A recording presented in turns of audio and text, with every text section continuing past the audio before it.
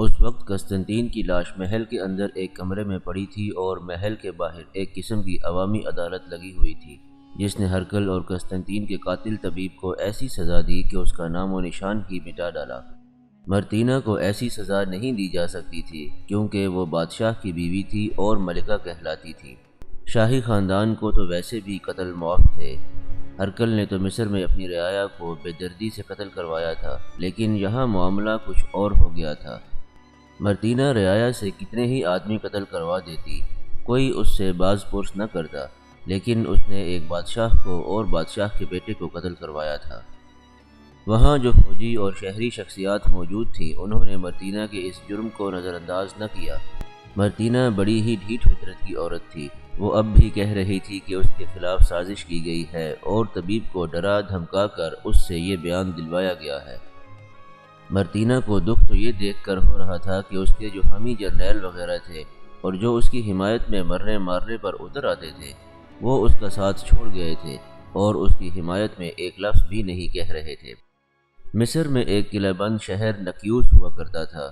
اس شہر کا رہنے والا ایک مشہور تاریخ نویس ہو گزرا ہے جس کا نام حنا تھا۔ اس نے اکثر واقعات پوری تفصیل سے لکھے ہیں۔ دوسرے تاریخ نویس اس کے حوالے دیا کرتے ہیں۔ اس نے لکھا کہ مرتینہ کو یہ سزا دی گئی کہ وہاں جو لوگ موجود تھے انہوں نے فیصلہ دیا کہ مرتینہ کو ملکہ نہیں بننے دیا جائے گا اور مرتینہ روم کے تخت و تاج کو ذہن سے اتار دے۔ حنا نکیوسی کی تحریر کے مطابق مرتینہ اس وقت خاموش ہو گئی، لیکن وہ خاموش رہنے والی عورت نہیں تھی۔ اس کی زیادہ تر کارروائیاں پراسرار اور زمیندوز ہوا کرتی تھیں۔ اگر یہ سارا واقعہ جرنیلوں اور شہری انتظامیہ کے افسروں تک ہی محدود رہتا تو صورتحال سنبھل سکتی تھی، لیکن قسطنطین کی موت کا باعث عوام سے چھپا نہ رہ سکا۔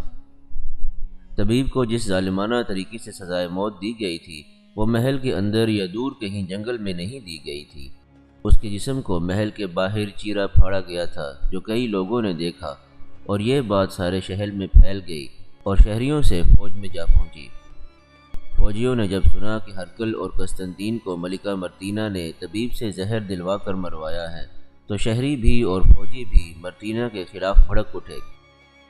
سپاہی تو اتنی عقل نہیں رکھتے تھے کہ اس واقعے کی گہرائی میں جاتے اور اس کا پس منظر سمجھتے، لیکن جرنیلوں کے نیچے عہدوں کے جو افسر تھے وہ مرتینہ کے خلاف سراپا احتجاج بن گئے۔ وہ کہتے تھے کہ شاہی خاندان کے افراد اگر اس طرح تخت نشینی پر ایک دوسرے کو قتل کرنے لگے تو سلطنت کا کیا بنے گا؟ یہ افسر مصر جا کر مسلمانوں سے لڑنے کے لیے بےتاب ہوئے جا رہے تھے۔ وہ کہتے تھے کہ مصر بھی ہاتھ سے نکل گیا تو پھر سلطنت روم اسی انجام کو پہنچے گی جس انجام تک مسلمانوں نے کسریٰ ایران کی جنگی طاقت کو پہنچایا ہے۔ بعض مستند مورخین نے یہ بھی لکھا ہے کہ مرتینہ کے خلاف غم و غصے اور نفرت کا یہ پروپیگنڈا قسطنطین کے حامی افسروں نے پھیلایا تھا۔ ان جرنیلوں نے جو مرتینہ کے مخالف تھے اور جو چاہتے تھے کہ کمک مصر جائے اور مسلمانوں سے مقبوضہ مصر چھڑائے، انہوں نے فوج میں درپردہ مرتینہ کے خلاف بہت زیادہ نفرت پھیلا دی تھی، لیکن انہوں نے یہ نہ دیکھا کہ جس طرح فوج بھڑک اٹھی ہے، اس طرح ایسی صورتحال پیدا ہو گئی ہے کہ کمک مصر نہیں جا سکتی۔ کمک میں جانے والے دستے الگ کر دیے گئے تھے اور وہ روانگی کے حکم کے منتظر تھے، لیکن ہرقل کی موت اور پھر تخت کی وراثت کے تنازع اور پھر قسطنطین کی بیماری اور موت کی وجہ سے کمک نہیں بھیجی جا سکی تھی۔ اب اس کمک میں ایک ایسی لہر پھر گئی تھی کہ اس کے افسروں نے یہ کہنا شروع کر دیا تھا کہ وہ مرتینہ کے حکم سے نہیں جائیں گے۔ وہ قسطنطنس کو ہرقل کا جانشین بنانا چاہتے تھے۔ قسطنطین تو اگلے روز دفن ہو گیا، لیکن تخت کی وراثت کا مسئلہ حل نہ ہو سکا۔ مرتینہ کے حامی تو اس کا ساتھ چھوڑ گئے تھے، لیکن جو اس کے خلاف تھے انہوں نے فوج کو اس کے خلاف اس قدر بھڑکا دیا کہ بغاوت کے آثار نظر آنے لگے۔ روم کی تاریخ میں یہ پہلا موقع تھا کہ جب فوج میں باغیانہ رجحان نظر آنے لگا تھا۔ بادشاہوں کی فوج میں اتنی جرت ہوا ہی نہیں کرتی تھی کہ وہ منمانی کر سکتی اور بادشاہ کے کسی حکم کو نظر انداز کر دیتی۔ بزنطیہ میں پہلے یہ خطرہ تھا کہ قسطنطین اور مرتینہ کے حامیوں کے درمیان خانہ جنگی شروع ہو جائے گی، لیکن اب بغاوت کا خطرہ پیدا ہو گیا۔ فوج دیکھ رہی تھی کہ قسطنطین کے دفن ہو جانے کے اتنے دنوں بعد بھی قسطنطنس کو تخت نشین نہیں کیا گیا۔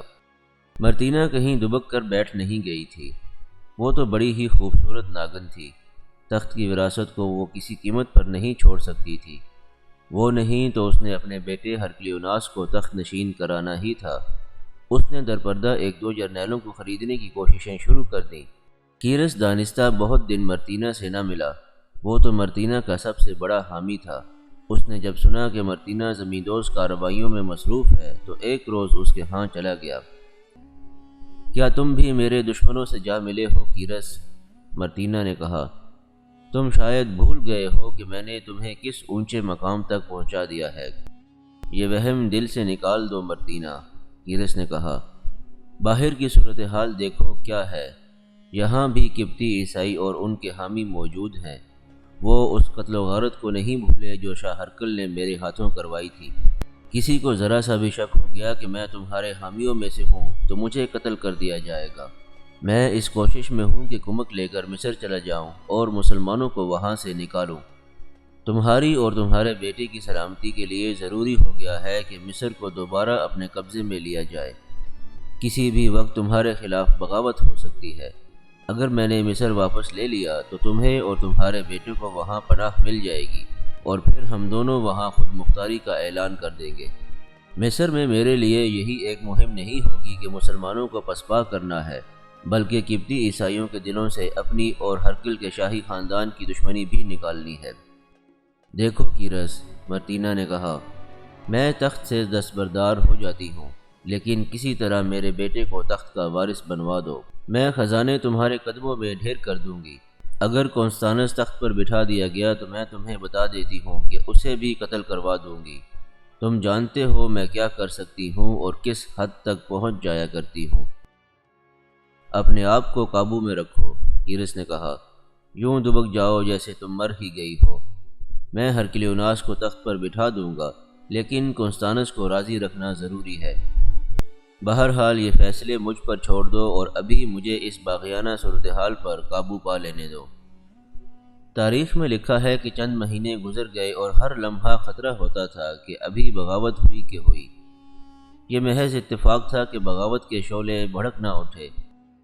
آخر کیرس نے جرنیلوں اور اونچے عہدوں کے شہری حاکموں کو اکٹھا کیا اور انہیں کہا کہ بزنطیہ کی یہ صورتحال مصر میں مسلمانوں کو مہلت دے رہی ہے کہ وہ مزید علاقے فتح کر لیں۔ یہ تنازعہ شاہی خاندان کا ہے، کیرس نے کہا، لیکن اس کی سزا ہم سب کو بھگتنی پڑے گی۔ ہم سب کو تسلیم کر لینا چاہیے کہ مصر میں جو فوج مسلمانوں کے مقابلے کے لیے موجود ہے وہ بیکار ہو چکی ہے۔ اس پر مسلمانوں کی دہشت طاری ہو گئی ہے۔ اگر کمک جلدی نہ گئی تو مسلمان اسکندریہ پہنچ جائیں گے، پھر ہم مصر میں شاید داخل بھی نہ ہو سکیں۔ کیرس سب پر زور دے رہا تھا کہ تخت کی وراثت کا تنازعہ بہت جلدی طے ہو جانا چاہیے۔ کیرس نے یہ بھی کہا کہ مرتینہ کے متعلق ہمیں کسی خوش فہمی میں مبتلا نہیں ہونا چاہیے کہ وہ ڈر کر گوشہ نشین ہو گئی ہے۔ وہ کسی بھی وقت درپردہ کوئی نیا فتنہ کھڑا کر سکتی ہے۔ کیرس نے یہ مشورہ دیا کہ اس کے بیٹے ہرکلیوناس کو اور کونستانس کو بھی تخت نشین کر دیا جائے، مطلب یہ کہ دونوں مشترکہ طور پر حکومت کریں گے۔ ان بڑوں نے کچھ دیر بحث و مباحثہ اور تبادلہ خیال کیا اور یہ فیصلہ کیا کہ ان دونوں میں اگر کبھی کسی مسئلے پر اختلاف رائے پیدا ہو جائے تو کونستانس کا فیصلہ قابل قبول ہوگا۔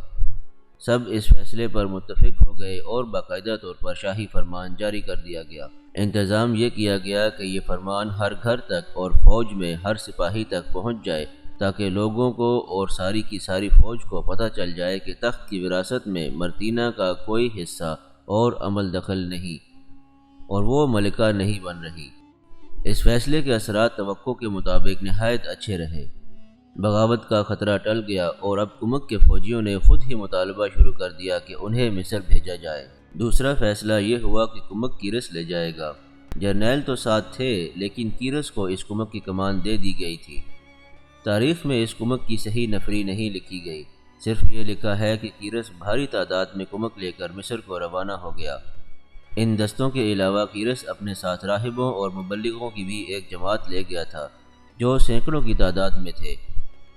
کیرس کو مصر جا کر ایک تو فوجی محاذ پر لڑنا تھا اور دوسرا محاذ مذہب کا تھا۔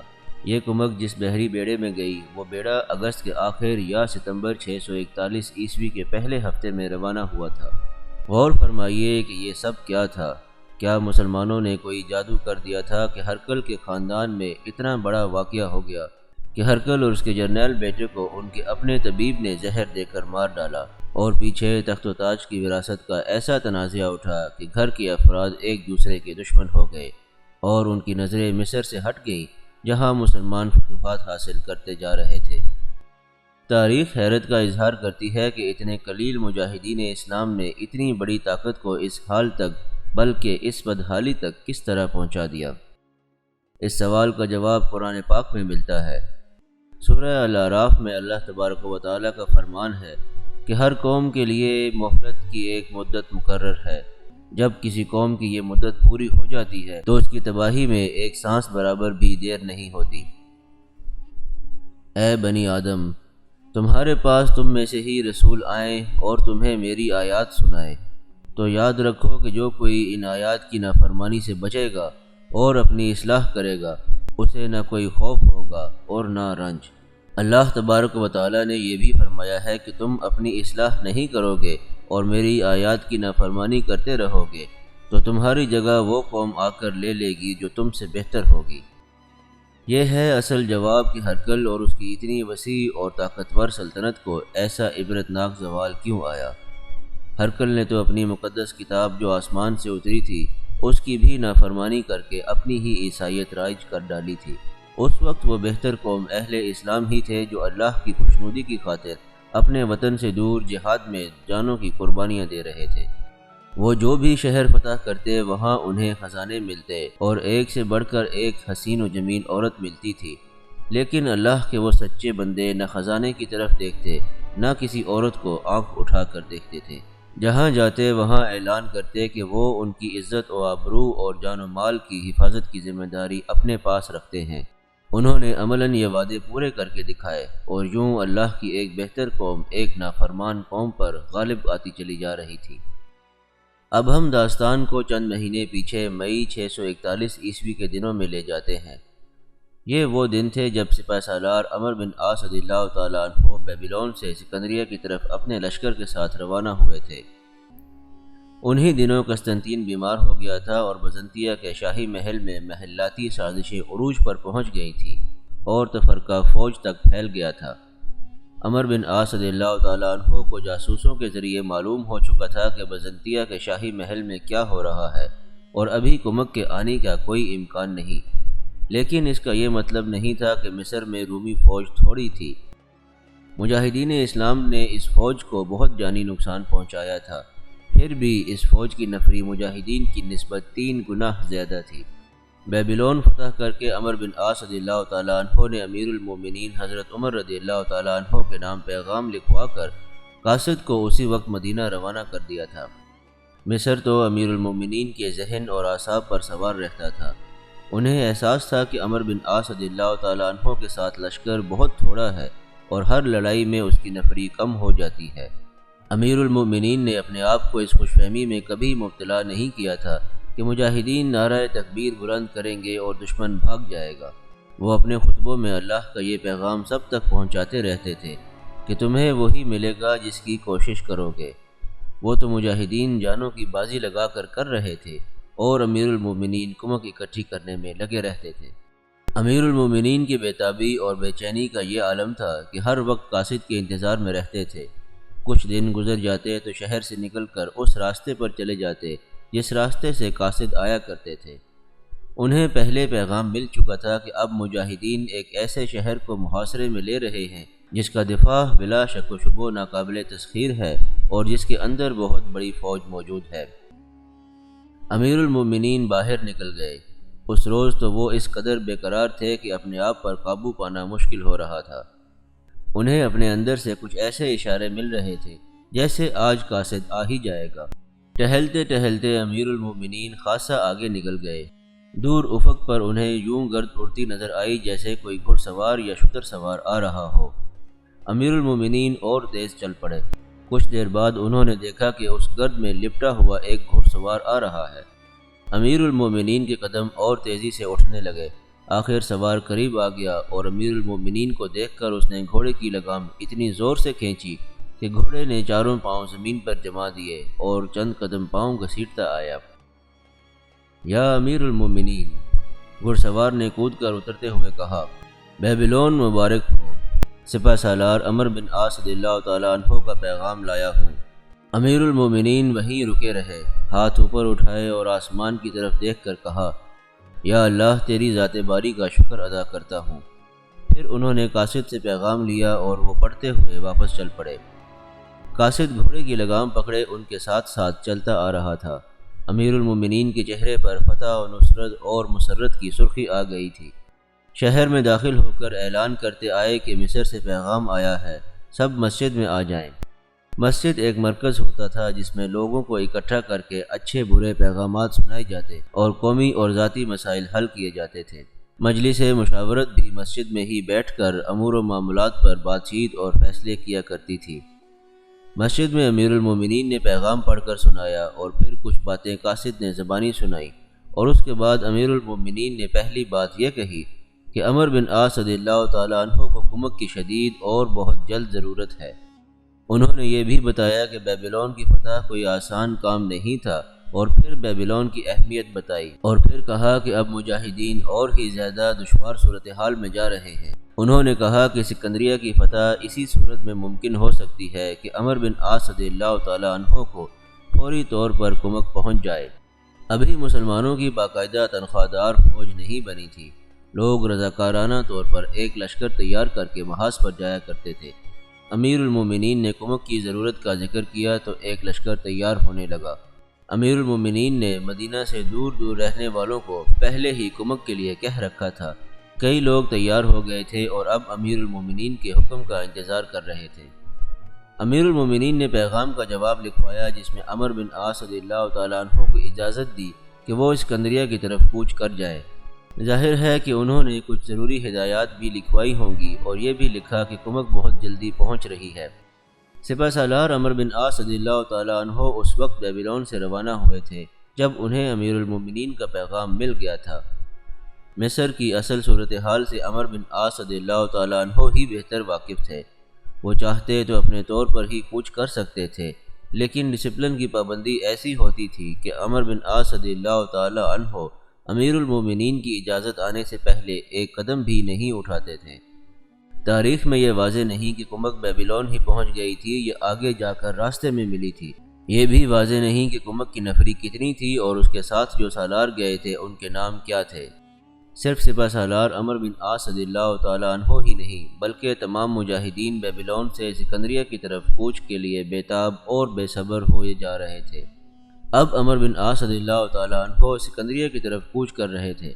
راستے میں کچھ قلعہ بند قصبے اور شہر آتے تھے اور اس کے علاوہ تھوڑی ہی دور جا کر زمین دشوار گزار ہو جاتی تھی، کیونکہ وہاں سے نیل کے ڈیلٹا کا علاقہ شروع ہوتا تھا۔ دریا کئی چھوٹی بڑی شاخوں میں تقسیم ہو گیا تھا، جس سے بعض علاقے دلدلی ہو گئے تھے اور بعض کچھ ایسے جنگلاتی تھے کہ ان میں سے گزرنا اور گھوڑوں کو گزارنا بہت ہی مشکل تھا۔ بعض شاخیں قدرے چوڑی تھیں جنہیں عبور کرنے کے لیے کشتیوں کے پل بنانے پڑتے تھے۔ عمر بن عاص رضی اللہ تعالیٰ عنہ نے ایک دو سالاروں اور کچھ عقلمند مجاہدین کو کسی اور ہی بیس میں آگے بھیج کر اس سارے راستے اور ڈیلٹا کے علاقے کا جائزہ لیا تھا اور ان کے پاس پوری رپورٹ آ گئی تھی۔ عمر بن عاص رضی اللہ تعالیٰ عنہ نے اس سروے یا رپورٹ کے مطابق فیصلہ کیا کہ وہ نیل کے بائیں کنارے کے ساتھ ساتھ جائیں گے، کیونکہ اس طرف قدرتی رکاوٹیں اور دشواریاں ذرا کم تھیں، لیکن راستے میں دو تین قلعہ بند شہر آتے تھے جو رکاوٹ بن سکتے تھے، بلکہ انہیں رکاوٹ بننا ہی تھا۔ عمر بن عاص رضی اللہ تعالیٰ عنہ کو جاسوسوں نے یہ خبر بھی دے دی تھی کہ مصر میں مقیم رومی فوج کا سپریم کمانڈر جنرل تھیوڈور اسی علاقے میں موجود ہے اور وہ جانتا ہے کہ اب مسلمان سکندریہ پر چڑھائی کریں گے اور وہ مسلمانوں کو راستے میں ہی روک لے گا۔ عمر بن عاص رضی اللہ تعالیٰ عنہ کو اللہ کی مدد یوں حاصل ہوئی کہ بیبلون کے کچھ قبطی سردار اور رئیس قسم کے لوگ ان کے دوست بن چکے تھے۔ انہوں نے وعدہ کیا تھا کہ جب بھی مسلمانوں کو ان کی مدد کی ضرورت پڑے گی وہ فوراً مدد کو پہنچیں گے۔ اب مدد کا وقت آ گیا تھا، لیکن سپہ سالار عمر بن عاص رضی اللہ تعالیٰ عنہ نے انہیں مدد کے لیے نہ کہا۔ وہ غالباً ان کا احسان نہیں لینا چاہتے تھے۔ قبطی عیسائیوں کے ان سرکردہ افراد کو پتہ چلا کہ مجاہدین کا لشکر سکندریہ کو کوچ کر رہا ہے، تو انہوں نے عمر بن عاص رضی اللہ تعالیٰ عنہ سے کہا کہ وہ ان کی رہنمائی اور مدد کے بغیر اسکندریہ تک خاصی مشکلات کا سامنا کر کے ہی پہنچیں گے۔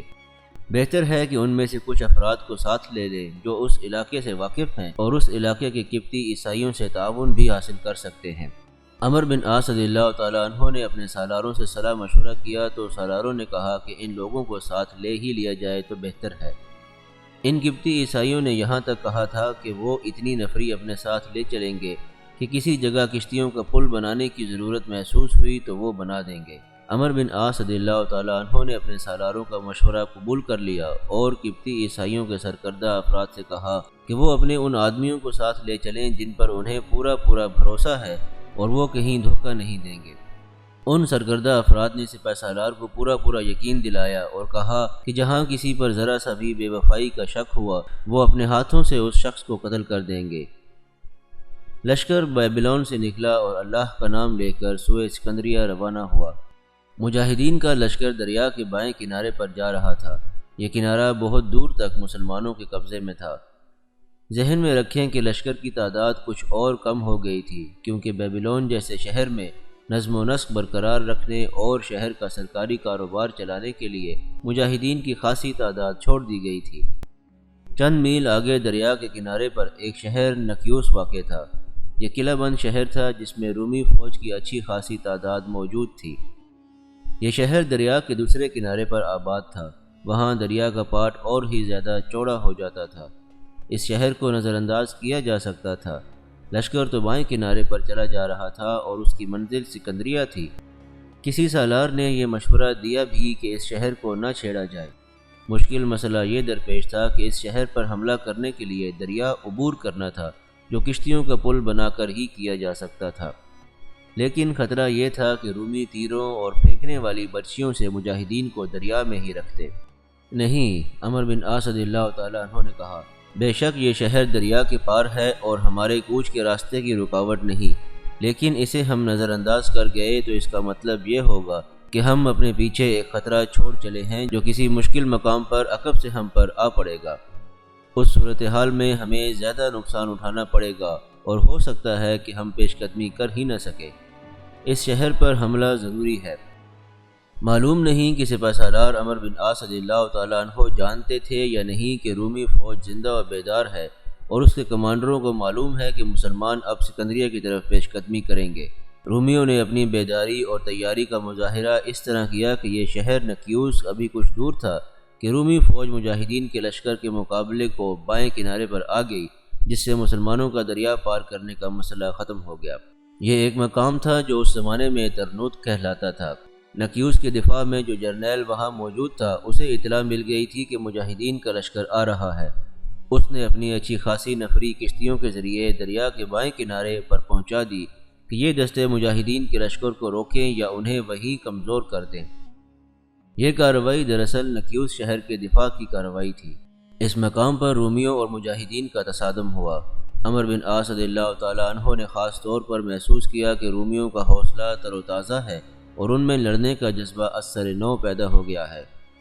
یہ آمنے سامنے کی لڑائی تھی اور رومی بڑھ بڑھ کر حملے کر رہے تھے۔ لشکر چونکہ پیش قدمی کر رہا تھا اس لیے سپہ سالار نے اس کے بائیں پہلو کی حفاظت کے لیے ایک زیادہ نفری کا دستہ بائیں طرف بھیج رکھا تھا جو لشکر کے ساتھ ساتھ پیش قدمی کر رہا تھا۔ لشکر اور اس دستے کے درمیان خاصا فاصلہ تھا۔ عمر بن عاص رضی اللہ تعالیٰ عنہ نے دیکھا کہ رومی صحیح معنوں میں بہادری سے لڑ رہے ہیں اور ان کے قدم اکھاڑنے میں کچھ مشکل پیش آئے گی۔ سپہ سالار اس کوشش میں تھے کہ لشکر میں جانی نقصان کم سے کم ہو اور زخمی بھی کم ہو۔ انہوں نے قاصد کو دوڑایا کہ وہ بائیں پہلو والے دستے سے کہے کہ آگے جا کر عقب سے رومیوں پر حملہ کرے۔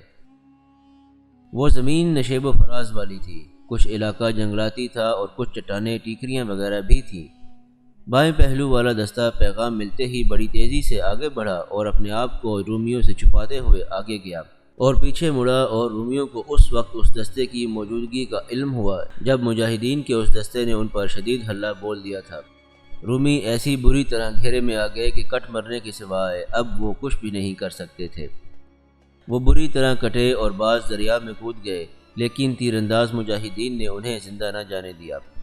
زخمی رومی جو وہیں رہ گئے تھے ان سے پوچھا گیا کہ نکیوس میں کتنی فوج ہے اور دفاع کیسا ہے وغیرہ وغیرہ، مطلب یہ کہ ان سے ضروری معلومات لے لی گئی۔ پتہ چلا کہ وہاں فوج کی خاصی تعداد موجود ہی نہیں بلکہ لڑنے کے لیے بالکل تیار ہے۔ سپہ سالار عمرو بن عاص رضی اللہ تعالیٰ عنہ نے اس لڑائی سے کامیابی سے فارغ ہو کر سالاروں کو حکم دے دیا کہ نکیوس پر حملہ کیا جائے گا اور دریا کشتیوں کے پل سے پار کریں گے۔ چونکہ کنارہ مسلمانوں کے قبضے میں تھا، اس لیے ایک تو جگہ جگہ کشتیاں موجود تھیں اور کچھ کشتیاں ساتھ ساتھ چلی آ رہی تھیں۔ دریا پار کرنا کوئی آسان کام نہیں تھا، لیکن قبطی عیسائی کہتے تھے کہ وہ دریا پار کروائیں گے۔ دریا تو پار کیا جا سکتا تھا، لیکن خطرہ کچھ اور تھا، وہ یہ کہ رومی فوج نکیوس سے نکل کر کنارے پر آ جاتی اور اس کے تیر انداز کشتیوں پر دریا میں ہی مجاہدین پر تیروں کا میہ برسا دیتے اور اس طرح بمشکل آدھا لشکر دوسرے کنارے تک پہنچ سکتا۔ اس خطرے کی پیش بندی بھی کرنی تھی جو سپہ سالار نے کر دی تھی، لیکن خطرہ موجود تھا۔ بہرحال خطرہ تو مول لینا ہی تھا، اور عمرو بن عاص رضی اللہ تعالیٰ عنہ خطرے مول لینے میں ہی شہرت رکھتے تھے۔ اسے بھی ہم اللہ کی مدد کہیں گے کہ نکیوس کے رومی جرنیل کے دماغ میں ایک اور سکیم آ گئی۔ اسے اطلاع مل گئی تھی کہ اس نے جو دستے مجاہدین کو روکنے کے لیے ترنوت بھیجے تھے وہ بری طرح کٹ گئے ہیں اور مسلمان بڑھے چلے آ رہے ہیں۔ جرنیل نے اپنے جونیئر کمانڈروں کو بلایا۔ اب ان مسلمانوں کو روکنا اور زیادہ ضروری ہو گیا ہے۔ جرنیل نے کہا، اگر ہم نے انہیں نہ روکا تو آگے جا کر ان کا لشکر چھوٹے چھوٹے قصبوں اور دیہات کو تہہ تیگ کرتا جائے گا اور لوگ ان کی اطاعت قبول کر لیں گے۔ ہمارے لوگوں کو یہ خبر مل جائے گی کہ ہماری فوج ترنوت میں بہت بری شکست کھا چکی ہے۔ آج رات کشتیوں سے دریا پار کیا جائے گا اور صبح تک ہمارے دستے دوسرے کنارے پر مسلمانوں کے راستے میں تیار موجود ہوں گے۔ بجائے اس کے کہ مجاہدین دریا پار کرتے، رومیوں نے دریا پار کرنے کا فیصلہ کر لیا، لیکن رومی فوج رات ہی دریا پار نہ کر سکی۔ اس کی وجہ یہ تھی کہ ان دنوں دریا میں طغیانی تو نہیں تھی، لیکن دریا کا جوش و خروش ایسا تھا کہ وہ کشتیوں کو اس رفتار سے آگے بڑھنے ہی نہیں دیتا تھا جس کی توقع رکھی گئی تھی۔ اس طرح رومیوں کے لیے صبح تک بائیں کنارے تک پہنچنا مشکل ہو گیا۔ مجاہدین نے ترنوت سے کچھ آگے رات بھر کے لیے پڑاؤ کیا تھا، لیکن فجر کی نماز سے فارغ ہوتے ہی کوچ کر گئے۔ دور سے ہی انہوں نے دیکھا کہ قلعہ نکیوس کے بالمقابل کشتیوں کا ایک بہت بڑا بیڑا دریا پار کر رہا ہے۔ کچھ کشتیاں کنارے لگ چکی ہیں اور رومی فوجی کود کود کر کنارے پر آ رہے ہیں۔ سپہ سالار سمجھ گئے کہ رومی ایک بار پھر ان کے راستے میں حائل ہو رہے ہیں۔ سپہ سالار نے حملے کا حکم دے دیا اور یہ دیکھ کر کہ کشتیوں کی زیادہ تر تعداد ابھی دریا میں ہے، تمام تیر اندازوں سے کہا کہ وہ ان کشتیوں پر تیروں کی بوچھاڑیں پھینکے۔ مجاہدین بڑی ہی تیزی سے پہنچ گئے۔ پہلے ان رومیوں کو گھیرا جو کشتیوں سے اتر آئے تھے۔ ان کی تعداد بہت تھوڑی تھی۔ وہ واپس کشتیوں کی طرف بھاگنے لگے، لیکن مجاہدین ان پر جا ٹوٹے اور بڑی آسانی سے انہیں کاٹ کر رکھ دیا۔ مجاہدین کے جوش اور جذبے کا یہ عالم تھا کہ کچھ رومی دریا میں کود گئے۔ مجاہدین ان کے پیچھے جا کودے اور پانی میں انہیں جا لیا۔ ان کی لاشیں نیل اپنے ساتھ لے گیا۔ تیر اندازوں نے تو ان کشتیوں پر جو ابھی آ رہی تھیں تیروں کا موسلادھار میہ برسا دیا۔ بعض مجاہدین ایسے جوش میں آئے کہ وہ دریا میں کود گئے اور تیر کر ان کشتیوں تک پہنچنے کی کوشش کرنے لگے۔ تاریخ نویس حنا نکیوسی اسی شہر کا رہنے والا تھا۔ تاریخ میں اس کی تحریر آج بھی موجود ہے۔ وہ لکھتا ہے کہ مسلمانوں کے اس جذبے اور اس جوش و خروش کو دیکھ کر رومی سپاہیوں نے تو گھبرانا تھا ہی، خود جرنیل حوصلہ چھوڑ بیٹھا اور اس نے اپنی کشتی کے ملاحوں سے کہا کہ وہ کشتی کا رخ سکندریہ کی طرف کر دیں۔ یہ تو سب کو معلوم ہی ہے کہ نیل کا رخ سکندریہ کی طرف ہی تھا۔ بائیں کنارے پر پہنچنے والے رومی تو کٹ گئے اور مجاہدین کشتیوں پر تیر برسانے لگے تو کشتیاں پیچھے کو مڑنے لگیں یا دریا کے رحم و کرم پر چھوڑ دی گئیں اور رومیوں کا بری طرح نقصان ہوا۔ رومیوں نے دیکھ لیا کہ ان کا جرنیل وہ بھاگا جا رہا ہے۔ اس کے بھاگنے کی خبر سب تک پہنچ گئی اور رومی نکیوس والے کنارے کی طرف جانے کی بجائے سکندریہ کی طرف رخ کر گئے، لیکن مجاہدین کے تیروں نے انہیں جانے نہ دیا۔ شاید ہی کوئی رومی ہوگا جس کے جسم میں مجاہدین کا تیر نہ اترا ہوگا۔ سپہ سالار کے حکم سے تمام لشکر کشتیوں پر سوار ہوا۔ کچھ اپنی کشتیاں تھیں اور باقی رومیوں کی کشتیاں پکڑی گئی تھیں۔ ان سے دریا پار کیا گیا اور لشکر نکیوس شہر میں بلا مزاحمت داخل ہو گیا۔ وہاں کوئی فوج نہیں تھی۔ شہریوں نے بتایا کہ 1.5 دستہ شہر میں موجود تھا جو سکندریہ کی طرف بھاگ گیا ہے۔ عمرو بن عاص رضی اللہ تعالیٰ عنہ اپنی پیش قدمی کے راستے میں ہر مزاحمت اور ہر رکاوٹ کو کم سے کم کرنے کی کوشش میں تھے۔ انہوں نے اپنے ایک سالار شریک بن سمی کو بلایا اور کہا کہ وہ کم سے کم مجاہدین کو ساتھ لے جائیں اور بھاگنے والے اس رومی دستے کو جہاں کہیں وہ پہنچ چکا ہے ختم کر دیں یا ہانک کر واپس لے آئیں۔ معلوم ہوتا ہے کہ عمر بن عاص رضی اللہ تعالیٰ عنہ کو یہ پتہ نہیں چل سکا تھا کہ اس رومی دستے کی نفری کتنی ہے۔ ان کا خیال یہ ہوگا کہ وہ ڈر کر بھاگ رہے ہیں، اس لیے تھوڑے سے مجاہدین کے آگے ہتھیار ڈال دیں گے، لیکن کوئی اور ہی صورت پیدا ہو گئی۔ سالار شریک نے مجاہدین کی مختصر سی جماعت کے ساتھ ان رومیوں کو راستے میں ہی جا لیا۔ رومیوں نے پلٹ کر دیکھا کہ یہ تو بہت تھوڑے ہیں، تو انہوں نے اپنے بکھرے ہوئے ساتھیوں کو پکار کر اکٹھا کر لیا اور ان مجاہدین کو گھیرے میں لے لیا۔ تب سالار شریک نے محسوس کیا کہ وہ اس خطرے سے زندہ نہیں نکل سکیں گے۔ قریب ہی ایک اونچا اور خاصا چوڑا اور لمبا ٹیلہ تھا۔ سالار شریک اپنے مجاہدین کے ساتھ اس ٹیلے پر چڑھنے میں کامیاب ہو گئے۔ وہ سب گھڑ سوار تھے۔ ان کے ساتھ ایک بڑے ہی مشہور شہ سوار تھے جن کا نام مالک بن نائمہ صدفی تھا۔ ان کی شہ سواری مسلمہ تھی۔ سالار شریک نے مالک بن نائمہ سے کہا کہ وہ اپنی جان پر کھیل کر ان رومیوں سے راستہ بناتے نکلیں اور سپہ سالار تک پہنچے اور کمک ساتھ لے آئیں، ورنہ سب مارے جائیں گے۔ اس شہ سوار نے ٹیلے سے گھوڑے کو ایڑ لگائی۔ گھوڑا پھسلتا سرکتا نیچے آیا۔ رومیوں نے اسے روکنے کی ہر ممکن کوشش کی، لیکن یہ شہ سوار تلوار گھماتا اور گھوڑے کو دائیں بائیں پوری رفتار پر دوڑاتا نکل گیا۔ اس دوران مجاہدین نے ٹیلے سے تیر برسانے شروع کر دیے تھے۔ تیر انداز 3-4 ہی تھے۔ رومی ٹیلے پر چڑھنے کی کوشش کر رہے تھے، لیکن کچھ ڈرے سے بھی تھے، کیونکہ ان کے کئی ایک ساتھی تیروں سے گھائل ہو چکے تھے۔ انہوں نے یہ بھی دیکھ لیا تھا کہ ایک مجاہد سوار نکل گیا ہے اور ابھی مسلمانوں کا کوئی بڑا دستہ آن پہنچے گا۔ اس خیال سے وہ بھاگ نکلنے کی فکر میں بھی تھے۔ شہ سوار مالک بن نائمہ ہوا سے باتیں کرتے اپنے لشکر میں پہنچے اور سپہ سالار کو بتایا کہ اپنے مجاہدین کس طرح گھیرے میں آ گئے ہیں۔ سپہ سالار نے ذرا سا بھی وقت ضائع نہ کیا اور کمک کو دوڑا دیا۔ سالار شریک اور ان کے مجاہدین نے بڑی ہی جاں بازی سے رومیوں کا مقابلہ کیا۔ کچھ رومی ٹیلے پر چڑھ گئے تھے، انہیں تلواروں اور برچھیوں پر لیا اور اتنی دیر میں کمک پہنچ گئی۔ رومی بھاگ نکلے، لیکن کمک نے ان کا تعاقب کیا اور ان میں سے زیادہ تر کو وہیں رکھا، کسی ایک کو بھی زندہ نہ رہنے دیا۔ زندہ وہی رہے جو چند ایک بھاگنے نکلنے میں کامیاب ہو گئے تھے۔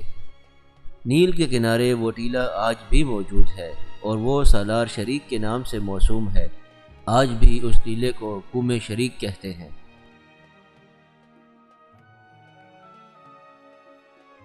اگر آپ کو ویڈیو پسند آئی ہو تو اس کو لائک اور شیئر کیجیے، چینل کو سبسکرائب کر لیجیے اور بیل آئیکن کو بھی پریس کر دیجیے تاکہ آئندہ آنے والی تمام ویڈیوز آپ کو باقاعدگی سے ملتی رہیں۔